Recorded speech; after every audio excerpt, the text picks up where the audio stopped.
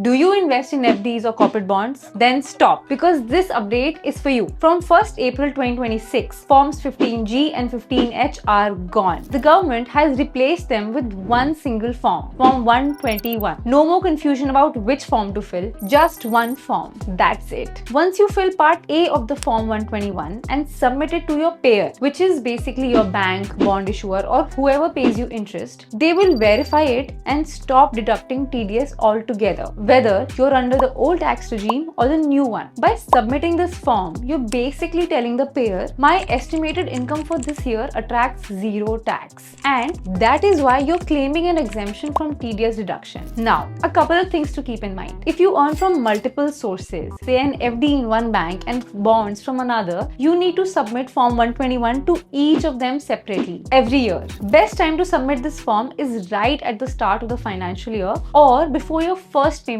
comes in. Don't wait on this one. And before you sit down to fill it, keep these in handy. Your PAN, proof of age, your income and investment details, last 2 years income tax return acknowledgement number and income declared, and your bank account details. That's all you need. If you want to know more, we've added the link to the note issued by the Income Tax Department in our description. Till then, keep following Fixed Returns Academy by Grip Invest for more updates like these. Fixed returns do not constitute guaranteed or assured returns. Investments in corporate debt securities, municipal debt securities, securitized debt instruments are subject to credit risks, market risks, and default risks, including delay and/or default in payment. Read all the offer-related documents carefully.